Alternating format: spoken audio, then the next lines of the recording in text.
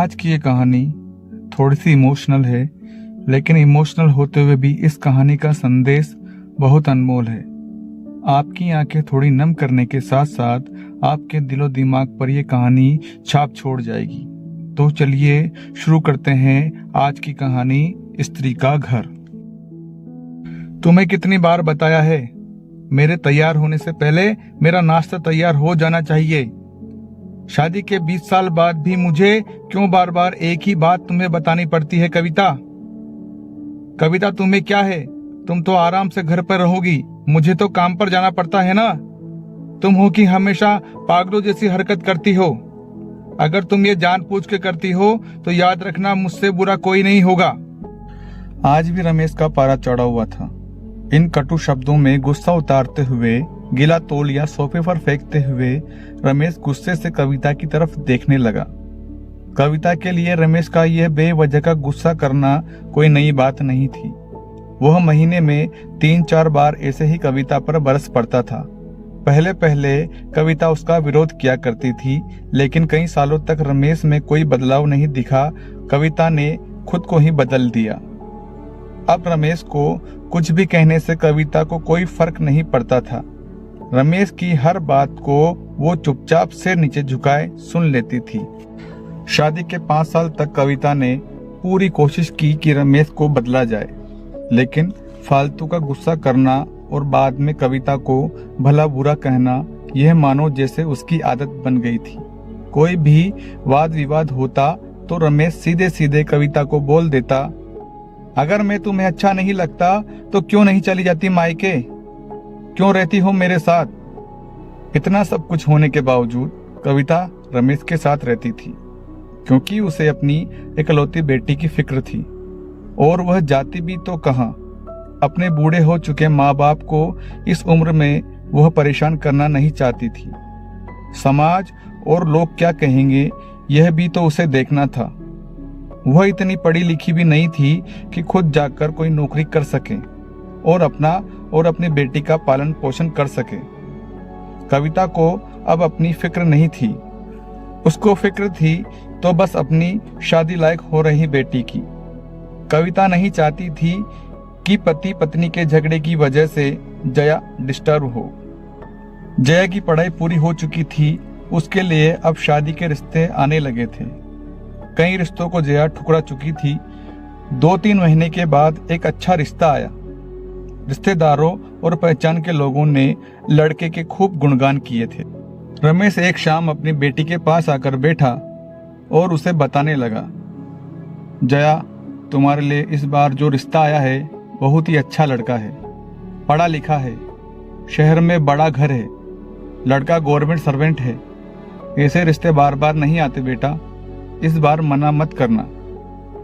जया अपने पापा से ज्यादा बात नहीं करती थी, शायद डरती थी या शायद नफरत करती थी, लेकिन आज वो अपनी पूरी हिम्मत इकट्ठा करके बोली, मुझे अभी शादी नहीं करनी है पापा, मैं जॉब करना चाहती हूँ, मैं खुद अपने पैरों पर खड़ा होना चाहती हूँ। हाँ तो उसमें क्या बड़ी बात है, मैंने लड़के से खुद पर्सनली बात की है, वो तुम्हारे किसी बात के लिए मना नहीं करेगा।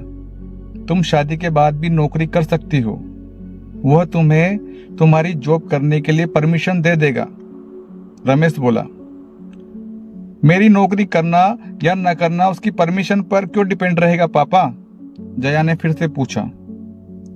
मैं कह रहा हूं ना, तुम्हें किसी बात की, किसी चीज की कमी नहीं होगी वहां पर। ऐसे रिश्ते बार बार नहीं आते, इस रिश्ते को ठुकरा मत, बहुत खुश रहेगी तू वहां पर। रमेश गुस्से से आग बबूला होते हुए बोला, पापा क्या मैं उतनी ही खुश रहूंगी जितना मम्मी इस घर में है? जया ने तंज कसते हुए कहा, आज तुम्हारी जुबान कुछ ज्यादा नहीं चल रही? रमेश गुस्से से आंखें बड़ी करते हुए बोला, पापा मुझे शादी ही नहीं करनी है, क्योंकि शादी के बाद वो लड़का आप जैसा निकला तो मैं क्या करूंगी? मुझे आप जैसा जीवन साथी नहीं चाहिए जो बिना बात कर मुझ पर बरस पड़े, मुझ पे चिल्लाए। मुझे कुछ भी अपनी पसंद का लेना हो तो 10 बार सोचना पड़े कि कहीं मुझसे नाराज न हो जाए।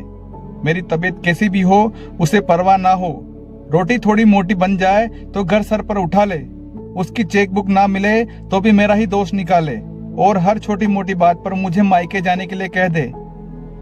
जया ने अपना दिल खाली करते हुए पापा से सब कुछ कह दिया।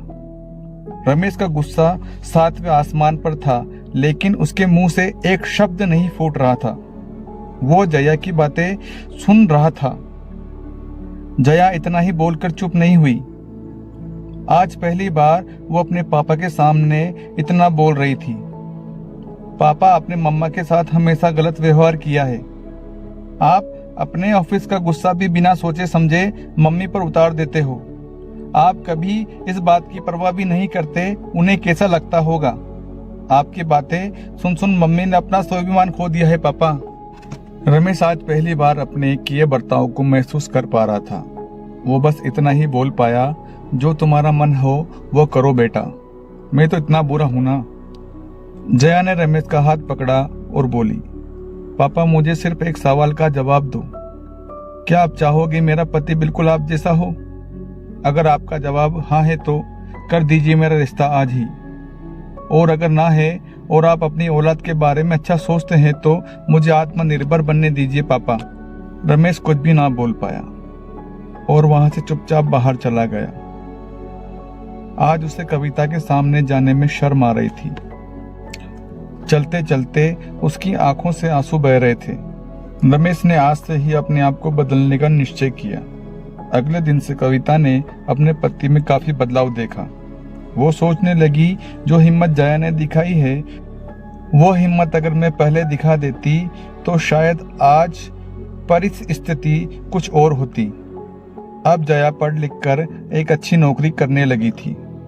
3 साल बाद उसके लिए एक अच्छा रिश्ता आया। जया की रजामंदी से शादी तय हुई। जया की विदाई पर रमेश बोला, बेटा तू हमेशा खुश रहेगी ना, क्योंकि तेरा पति तेरे बाप जैसा नहीं है। रमेश की यह बात सुनकर कविता और जया की आंखों से आंसू बहने लगे। दोस्तों, हमारे समाज में औरतों को भले ही देवी का दर्जा दिया जाता है, लेकिन वो स्वतंत्रता नहीं दी जाती जो उन्हें देना चाहिए। उन्हें बचपन से ही बताया जाता है कि वो पराया धन है। माँ बाप का घर तुम्हारा नहीं है, पति का घर ही तुम्हारा घर है। जीवन भर ये बातें बता बता कर उन्हें ससुराल भेज दिया जाता है, और एक दिन किसी छोटे मोटे झगड़े में ससुराल वाले से उन्हें सुनना पड़ता है कि मायके चली जाओ, ये घर तुम्हारा नहीं है। अब आप ही बताओ दोस्तों, ऐसी स्त्रियों का सच्चा घर कौन सा है? आखिरकार वो किस घर को अपना कहे? दोस्तों, उम्मीद करता हूं आपको हमारी कहानी पसंद आई होगी। कहानी पसंद आई है तो वीडियो को लाइक करें, चैनल पर नए हैं तो चैनल को सब्सक्राइब करें, और हाँ, नोटिफिकेशन बेल को जरूर से दबाएं ताकि अगली अपडेट सबसे पहले आपको मिले। मिलते हैं फिर अगली कहानी के साथ। जय हिंद, जय भारत।